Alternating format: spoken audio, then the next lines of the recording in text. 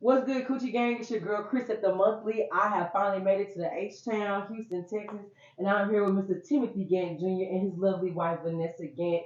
And this is the monthly episode 5, Doula Daddy. This past Saturday, February the 24th, I was finally able to make my way to Houston, Texas to interview an amazing person by the name of Timothy Gant Jr. and his lovely wife, Vanessa Gant. Timothy is a full spectrum doula that goes by the name Teddy the Doula in the Houston metro area. They were gracious enough to allow me into their humble abode to spend some time with them, have some good eats, meet the pet family, and have a discussion about the current state of maternal health, what they are doing as a couple to cultivate a positive vibe with reproductive and maternal health, and what we should do going forth in the future to keep that protected. Here is our interview. All right, good evening, Teddy. Good evening, Vanessa. How are y'all doing this afternoon? Thank y'all so much for having me in y'all's lovely home. I appreciate y'all for having me. How y'all doing? What's good? What's going Oh, on? no, hey, no.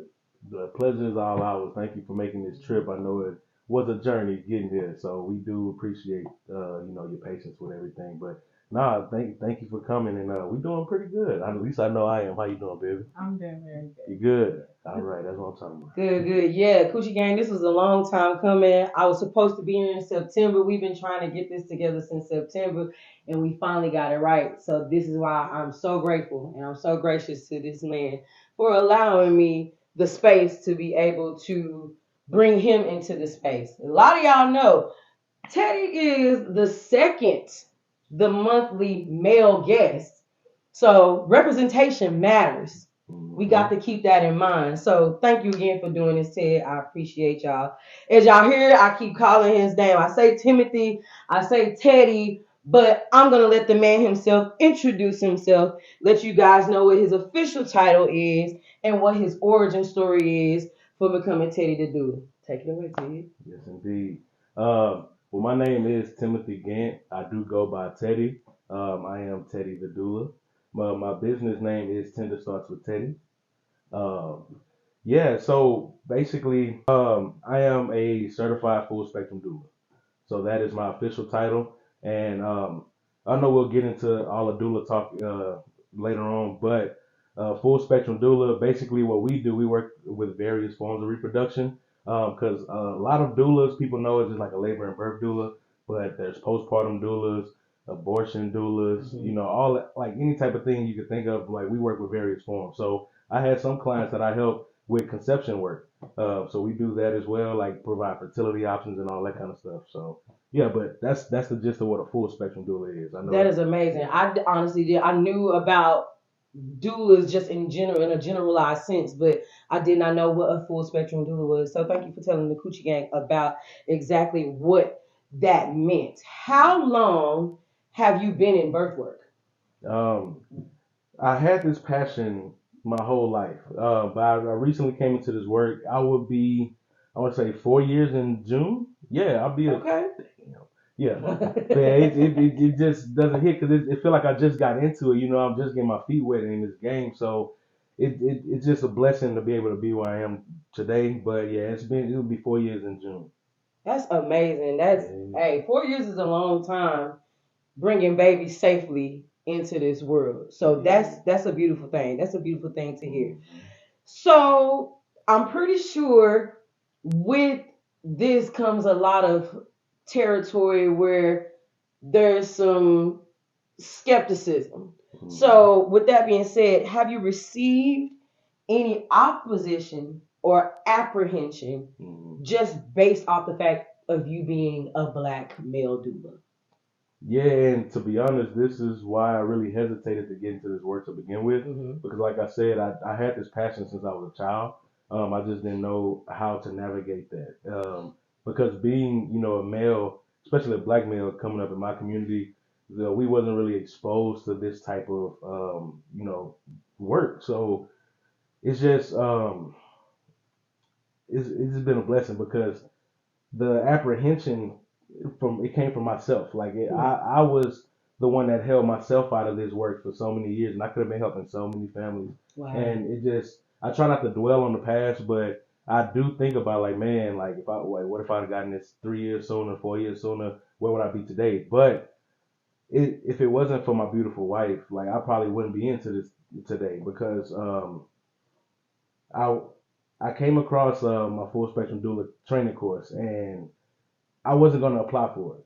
And my wife talked me into it. She like, just apply for it. Like, like what can go wrong? And I just I just knew just from being in normal day life how some people are sensitive with their space and how they don't allow certain people in their space. Right. So that's where my apprehension came from to join. But it was crazy. Like I'm just so thankful and blessed that I found the cohort that I got into because they opened me, like they welcomed me with open arms, and I wasn't expecting that. So that's where I could say it was different. Now, don't get me wrong, I have came across some people, but the initial introduction to this space, it was met with open arms. So I'm just thankful for good. the director and the owner of my BADT course. That's why with Birth and Advocacy Doula Training under Sabia Wade. Shout out to her. She is amazing. And if it wasn't for her, like I don't know where I would be today either, because like if I would have gotten to a cohort that wasn't really accepting and welcoming of me, I probably would have had second thoughts and probably didn't continue on through this journey. But yeah, I'm sorry I'm long winded, but yeah. Oh no, not long with it at all. You're doing real good. So that's actually a perfect segue because Vanessa, I was going to ask you because the fact that he even said that you were his encouragement to go ahead and get it started. First of all, I want to know how the both of you met, but I want to know what your initial feelings was when he first even voiced about wanting to do the birth work. So we originally met in high school, the summer between ninth grade going to 10th grade. We met through a mutual friend. We talked all that summer, and then we met at school the first day of 10th grade.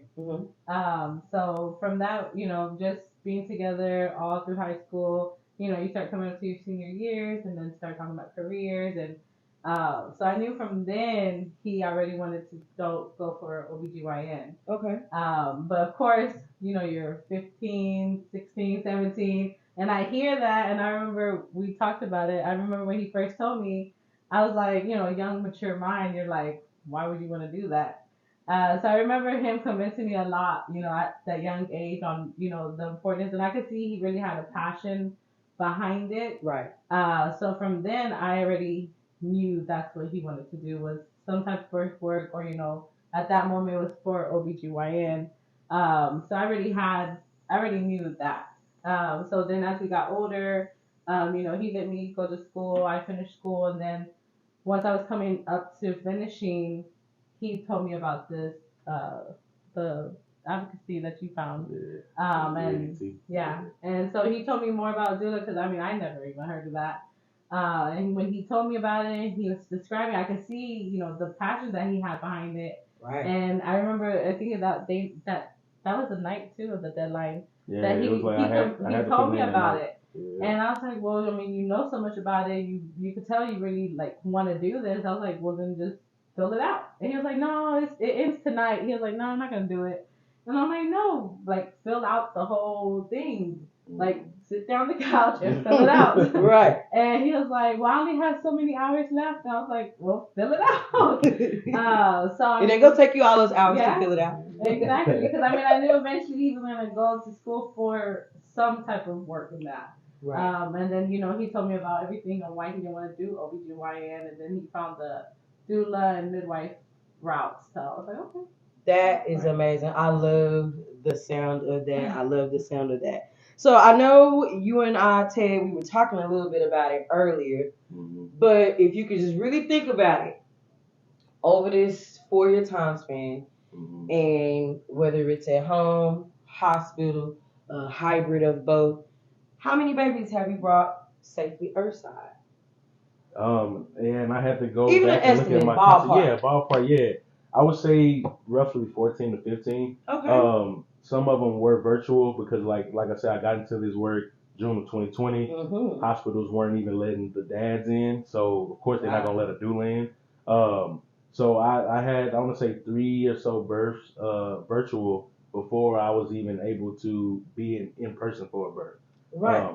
Yeah, and the first birth experience I had in person was at a home birth, and Okay. that was such an amazing experience. And um, it's kind of good and bad, just because once when I experienced my first hospital birth, dealing with the medical professionals, it was night and day than dealing with doulas and midwives. You know what I'm saying? So um, I was blessed in a way to have my first experience at a home birth. I was able to see the whole process and from start to finish. But I can't say like the hospital births have been great. I've been treated with respect. I guess maybe because of my presence, you know, being a big black man. I guess you know a lot of people don't want to mess with you on stuff. Right. So I've had positive experience in the hospitals as well. But my first experience was at a home birth. And I've experienced all three places to give birth at hospital, birth center, and home. And yeah, I could definitely see the differences in all of them, but all of them were blessings, you know, because we were able to safely bring baby earthside. So Yes, that's amazing. But it's also a beautiful thing to hear that when you were able to go into the hospital and deal with a healthcare professional in any regard, whether it be a nurse, doctor, or whatnot, that they did handle you with respect because they already look at birth workers as like low man on the totem pole or beneath them because I got the degree and all that stuff. there you So go. that is a blessing to hear that they treated you like an equal as they should. Right. You know, because sometimes y'all intercede where the healthcare professional misses or just simply cannot. So that's a beautiful thing to hear as well. Yeah, because we're in there the whole time. Like, you know, the nurses, they have you hooked up to the little heart rate monitor so they can check you at the nurse's station. Right. And they only come when you buzz them. Doctor's only there really delivering the baby. Right. So I'm there for the 10, 20 plus hours of labor. So I'm able to see everything. So I could call a nurse when we need to, or the doctor, you know, stuff like that. And it's some cases where no one's in there being able to advocate for a client, and the patient ends up, you know, being mistreated some type of way. So yeah, it's like that. Man, it's so many reasons. And also, I definitely wanted to let your tribe know, like, 'cause I don't think we got to that question. I don't know if we're going to, but the origin story of like what got me into becoming like my passion, where you know they started at basically. Right. You know what I mean? So I don't know if you would like me to go into that. Yes. No. Please do. Oh, okay, yeah. So, 'cause I love telling this story. Like, you know what I'm saying? Like, I love it because this is like where I initially got my passion for birth work from. So I was 12 years old. You know what I'm saying? I was in 6th grade going to 7th. And at the time, like, you know, as a kid, you love life. You know, you love going to school, love seeing your friends, love playing, all that, right? So I asked my mom, you know, I was like, okay, well, I'm the only child. So that was her only pregnancy, only birth experience. So I asked her, I was like, you know, so how was your birth story with me? How was your, you know, your birth and everything? And I didn't get the answer I was expecting. So initially at the time, I knew how babies got here. I knew they came through the vaginal canal. I didn't know anything about cesareans. I didn't know anything about belly births. Okay. So I just knew vaginal births and that was it. So when she told me that she had to have an emergency cesarean, that was two things that made me, you know, question, because she said emergency at first. And I'm like, so what was the issue? Right. And then she said cesarean, like what's a C-section? And, you know, she explained that to me. She explained the reason why it had to happen. And like if like, she had 2 or 3 more contractions before they got me out, I would have been a stillborn. Because every time she contracted, my heart rate would drop. Wow. And it would just drop. It got to the point where if they didn't act right then, I would have been a stillborn. And it didn't sit right with me at the time because I'm like, I love life. I love going to school. I love playing. I love playing video games. I'm like, it was a possibility of me not being able to do this. And that didn't sit right with me. You know what I'm saying? I'm like, why did this have to happen? You know what I'm saying? Right. And it just made me question so many things at that young age. You know what I mean? And so going forward from then, I started learning more about it, learning what complications, you know, came up, all that kind of stuff, seeing what could be done to avoid that. Because I didn't really want any other person to have to go through what my mom went through with me. You know what I mean? I wanted everybody to be able to come in and to enjoy life, because knowing that I couldn't been here, it messed with me so bad. Yeah. And you know, just hearing her like explain everything to me, it just like really gave me a soft spot for, you know, women that, you know, is it just think about it, you know what I'm saying? Yeah. But after that, I was growing up, you know what I'm saying, studying more about it, looking into everything, and I found that, like my wife said, I was going to be an OB. I was like, I knew I wanted to help parents deliver babies. Mm-hmm. I knew this is what I wanted to do, but in my community where we weren't exposed to options, right. We didn't know we had options. So, of course, my main route was going to obstetrics.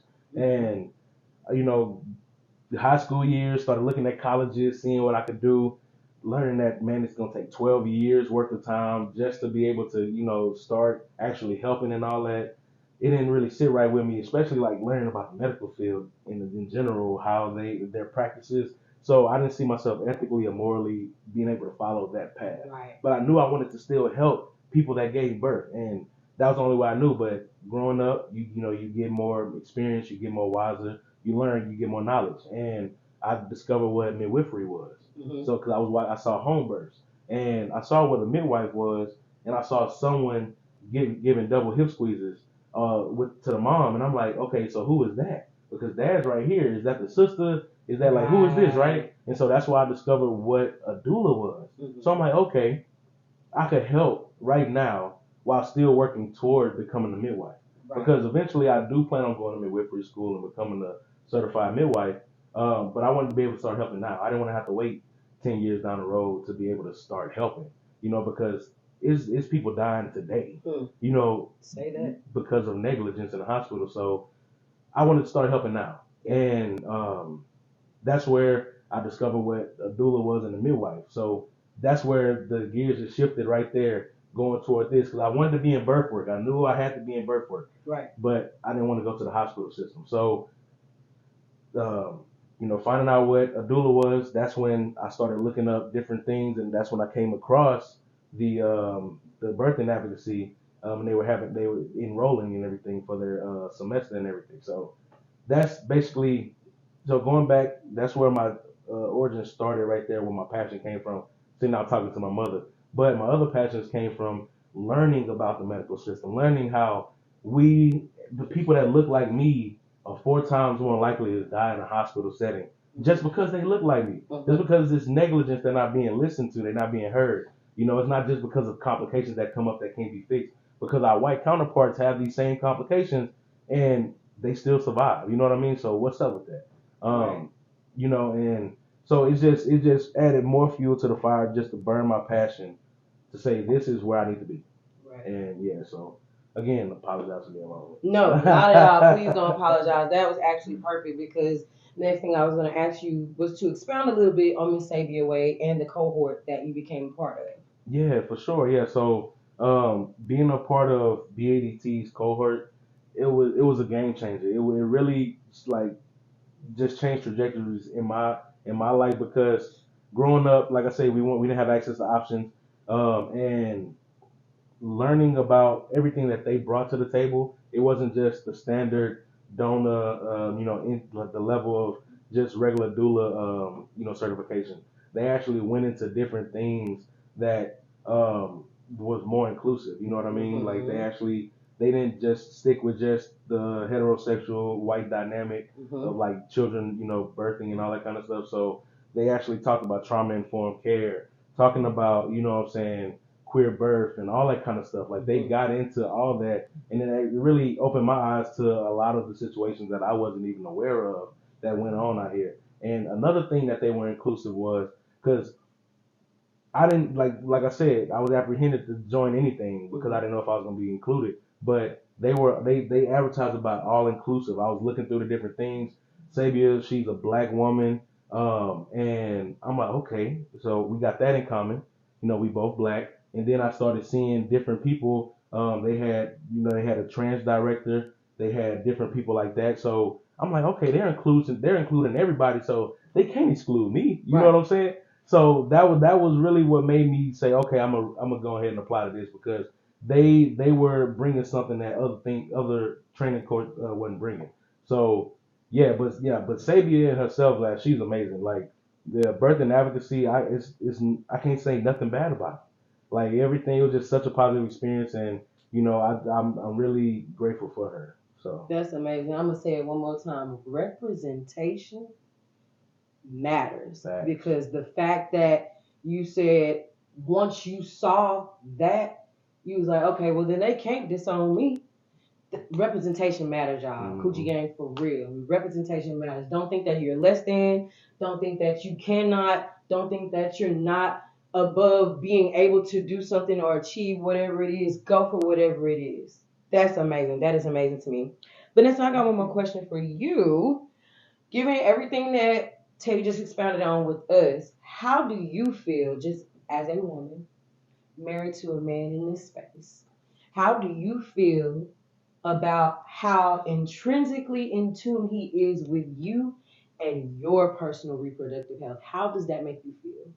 Really good. Because I mean, not much that I know, and just I mean, him knowing so much gives me that relief that like, okay, I'm good. Because I mean, I don't know much about. I mean, as bad as it sounds, I don't know much about all the parts. So just learning so much from him, having that ease that, I'm in the good hands. Yeah, they're like all stay you in good hands. Exactly. So I mean, because yeah, I mean, I always tell him too, like I don't know if I would be able to, when that time comes, like the whole birth, like I think I would be very like not knowing and just worried, and just to know that I don't have to worry is a great feeling. Stress free. Yeah. Stress free the way to be. I Yeah. love that. All right, Teddy, do you or have you thought about plans to expand outside of Houston? Actually, I had a couple clients that were outside of Houston. They were still all in Okay. Texas. I had one client that was in Abilene and one client West Texas. Whew, that's way the other way. Yeah, it's up there. That was a drive right there. You know what I'm saying? Driving in the middle of the night. So crazy story. Yeah, so we were just going out there just to check up on her and everything. We weren't even expecting her to go on a labor. Wow. I got off Friday night, so mind you, I am a security officer at a bank. That's my day job. So I got to take care of this beautiful woman here and my family. And of course, like starting in birth work, I wasn't getting like all the clients every month and stuff. So you still got to have a stream of income coming in.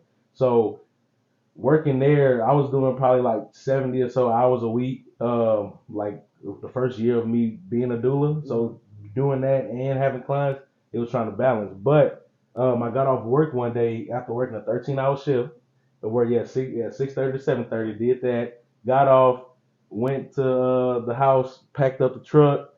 Filled up the truck and then hit the road to Abilene. Wow. We got there around 2:45. Yeah. AM. Wow. Yeah. 2:45 a.m. So yeah, it was definitely a journey for that. But it was an amazing experience. You know what I'm saying? We stayed out there a few days. She went into labor while we were on the road. Like we were on the road. We were planning on getting out there, seeing her the next morning, go get coffee, go get go get breakfast and stuff. Cause they lived out there. She was going to Abilene Christian. Okay. And so she knew the little area and stuff, and she had like a nice coffee shop, different little places that served breakfast. We was planning on doing that, going out there. Right. She called me. We stopped at Buc-ee's, and we were probably 2 hours away. She like, so I don't think I peed myself, but I wet the bed, and I'm like, and so I'm like, okay, we on the way, so you good.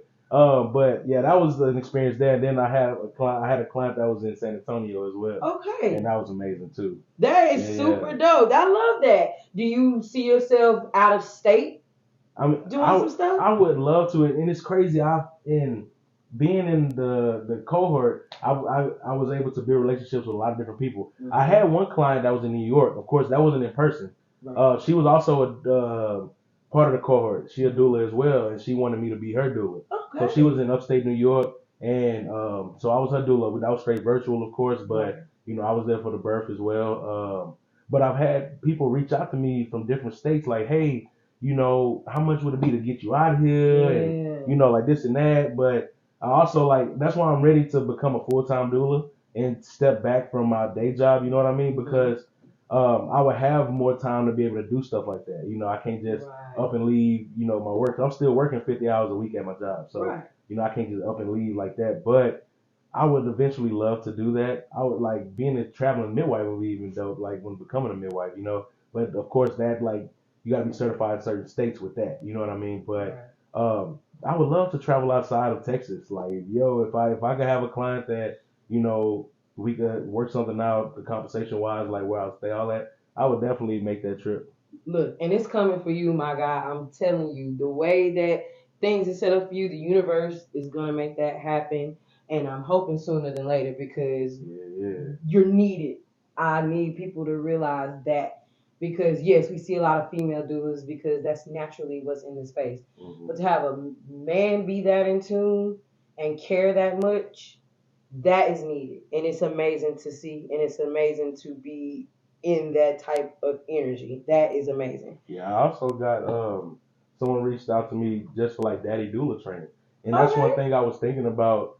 I want to get started as well. Like once when I do take a step back from working, I I do want to start like a training program for dads. You know what I mean? Like just say like I want to do it in Houston where I can meet in person, but also have virtual. So men from out of state, because I had some doulas reach out to me. They're like, hey, I just can't connect with this dad on a certain level, and that's one thing I love about being a male doula. And I center my services around both partners. Yes. You know, it's not just all about the person that's pregnant. It's not just all about the partner. It's about both of them. Yeah. You know what I'm saying? I just help bridge that gap for them to be closer together.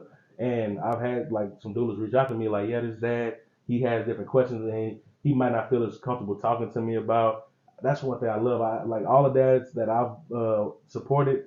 They felt so comfortable opening up to me, and you know, certain questions wouldn't have got answered had they had someone else. You know what I mean? So I just love that. Multiple streams of income. That's the name of the game. I love that. Okay, so I have a question for the both of you. Do you plan on having children? And if so, giving your career path, is the birth plan ready already? Has this something that's been discussed? Yes and yes. Of course, we have to wait until she's actually pregnant to see what kind of complications, if any, do come up, and that could alter the birth plan. But that's one thing that I like. I tell every one of my clients, like I like to call it a birth preference chart rather than the birth plan, because all plans are bound to fail in some type of way, and I don't want them to feel discouraged, especially in that moment. That's the most vulnerable time you'll be in your life. You know, I don't want you to feel discouraged. You know, you need to feel confident in what you're doing. So we have a birth preference chart to where we have plan A, B, and C. C, of course, will be cesarean section. And I also educate all my clients on that option as well, just because that can arise. You know what I mean? And I don't want you to be unprepared and say, Teddy didn't tell me about this or anything like that. So we go into all that. But like I say, so we talked about like the ideal, like what would be plan A, and we discussed that and everything. And it was some things that she definitely didn't want to try. Even before learning about like, you know, going like everything that is included in it. Like even with like epidurals and stuff like that. People don't really know what's all in it, how it affect your body. They just think it's just gonna relax. Like, well, that's another conversation for another day. But yeah, so we have talked about it, and yes, we do. We definitely want kids. But yeah, so I'm confident. Of course, I'm saying that as the partner. You know what I mean? Because I'll be a partner in that situation. Right. I'll still be her doula, of course. You know, with a small fee. Not just playing. Not just playing. You giving me the greatest gift anybody could give me. So no charge. You know what I'm saying? So, but anyway, just you know, being that partner, I'm confident in my abilities to be able to support her, and I just want to ensure her as well that you know I'm gonna be there so she can feel more confident because she's the one that's gonna be the one doing the work. I wish I could take the load for her, but I know I can't. And yeah, I know you wish like I really do, like you know what I'm saying. I want to have that experience, but I know I can't. I physically can't give birth. And like that's one thing that really got me like into this space. Like knowing me, I'm a male. I physically can't give birth. Right. So the next best thing I feel like I could do is help those who can. Right. And so that's where it started. But knowing that I could be able to support her, it relaxes my mind as well. It eases my mind because it's different. Yes, I love all my doula babies, right? But like when it's your partner that's the one carrying that child, it's a little different. You know what I'm saying? So. I don't know how I would be if I didn't have the information and knowledge that I had today. Like seeing her, I don't know how I would be able to help her, even with the first trimester. Excuse me. You know, with morning sickness and all that kind of stuff. Right. And you know, just knowing the things that I know I could be able to support her and she could just have so much easier experience. But I want to give you a chance to talk too. I know. So yeah. So do you want to have kids, and do you have your plan together and everything? I do want to have kids. And I told him too. I'm like, well, you're in charge of everything. I mean, of course, if I have my own opinions, I will let you know. I mean, that's what I always am. If it's something particular I want, I will let him know. Right away. But other than that, I mean, I told him it's all in his hands. I know that's right. Well, so where was your ideal place to give birth? Where would you like to give birth? That's a good question. I mean, in home, of course, birth center. I mean, hospital. I'm not scared of it either. I haven't been around too many births. I have been there for my sister's first one. Mm-hmm. But I mean, knowing everything and knowing I'm in his care, I'm like, well, if it has to be hospital, it has to be hospital. That's fine. Because either way, I'm good. Yeah. Yeah. Honestly, like I mean, if I have to, just be able to pick and go through what I want, of course, probably birth center or home, but more birth center so we don't have to clean up the mess. Yeah, but birth center or again hospital. But I mean. Yeah, it's all up to him. Right on. All up to him. I love that. Y'all making me happy. I love this. I love this. Y'all got me fluttering back here. I'm feeling the love back here.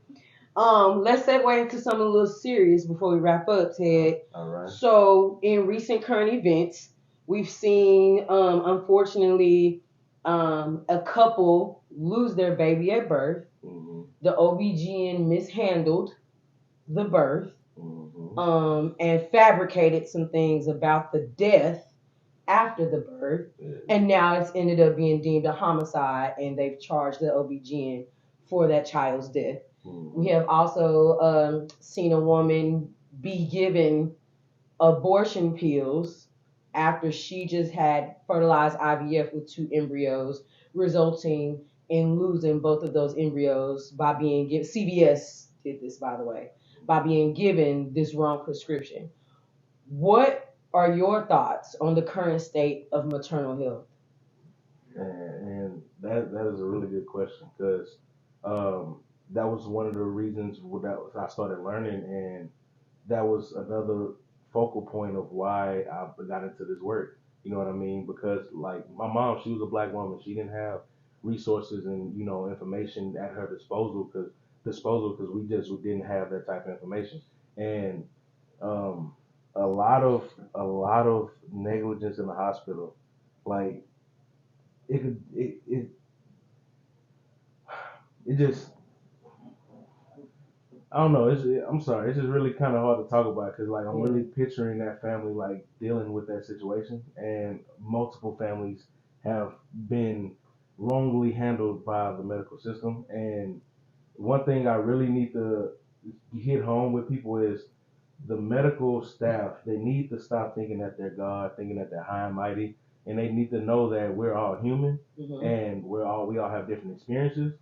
They always try to do this cookie cutter shit. I'm sorry, I don't know. No, this is real adulterated at the monthly. Yeah, because like they be trying to do this cookie cutter stuff to where it's like one size fits all, and it's like it's not that. Every birth is different and unique in its own way. Every person is different and unique. They don't take time to get to learn their patients. They don't, they just see them as another number, and that's one thing right there.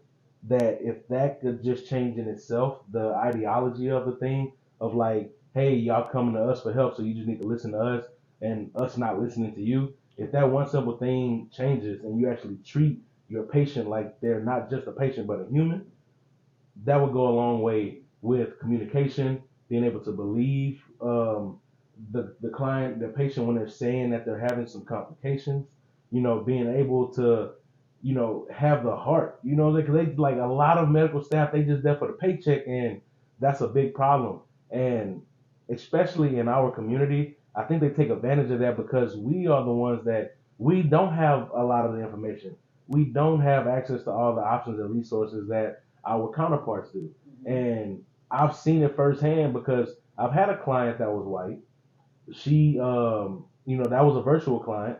And I've seen just her experience with the doctors and the staff that was there was totally different than some other clients that I've had, mm-hmm. That look more like me and my wife.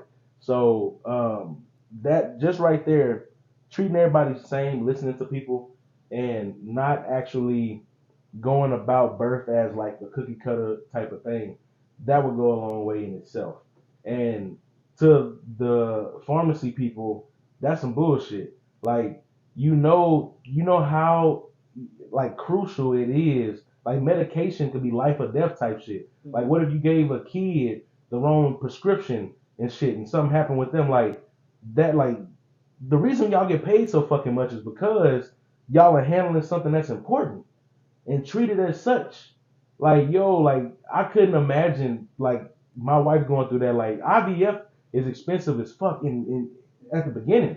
People don't understand. They just think that shit easy. You just go get an egg and fertilize it and this and that. Hell no, we in America. That's man, you paying $30, $40, $50,000, and that's not even a 100% guaranteed success rate. You can pay all that money and still come up empty-handed. So the fact that she had two and lost both, yo, son, fuck compensation. I need more than compensation. I'm pissed off. Like $40,000, $50,000 ain't gonna just right that wrong. You know what I'm saying? So, man, yeah.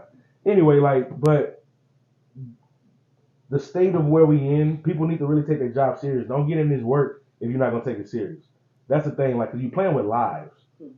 You know, with the pharmacy aspect, because you're giving medications. What if you gave some opioids to an opioid addicted person or whatever while they were pregnant? You know what I'm saying? Like, didn't pay attention to the pills that you're giving them. And then in the hospital, like, you like don't go there just for no check. You can't like you. This is we in the work of healing people, helping people, and y'all are hurting people. Y'all are killing people. So that's a difference. Like that right there. If that changed, we'll be in such better place. We'll be in a far better place. But I mean that's what I have to say on it. You know, at the end of the day, it's some bullshit, and that's why I'm glad I'm in the position that I'm in right now. So. Indeed. No, very profound statement. I love what was said because you echoed a lot of the sentiments that a lot of my personal following have said, and just people just in the know of what's going on behind these scenes with these medical and healthcare professionals, and it's asinine. So I appreciate you for being as verbal as you was on that. Okay, last question. Like with any other guests here on the monthly, where can the Coochie Gang find you, look you up, tap in with you, follow you? Where can we find you? Yeah, so of course this is my business name right. Attendance starts with Teddy. I am Teddy the Doula on Instagram. That is my business page. You can also find me on Facebook at Timothy Gant Jr. And I should be coming out with my website. It should be done, I want to say before summer. I want to have it up and running before summer. And it's going to be Attendance starts with Teddy. I might have it teddythedoula.com. I'm not sure yet, but I would definitely let you know. It might be teddythedoula.com, but yeah, that sounds good. That rings good off the tongue. I like Teddy the Doula. Yeah, but yeah, right now as of today, you can find me at Teddy the Doula on Instagram, and also on Facebook at Timothy Gant Jr. Amazing. I love it. Timothy, Vanessa, again, thank y'all so much for letting me into y'all's humble abode today to speak with y'all. I love everything that y'all had to say. I love the camaraderie and the united front that they not only just see the doula, but they see the partner as well, and it is visualized. So I appreciate y'all for taking the time out today. This was amazing, amazing, amazing. Coochie Gang, y'all already know what time it is. Tap in with this man. If you, your homie, your co-worker, whomever, if you do not want to take the hospital route, there are other solutions. You're looking at one right now. So thank you guys for tuning in to this month's episode of the monthly, episode 5, Doula Daddy. And I'll be back at y'all next month in March. I'll see y'all soon. Peace.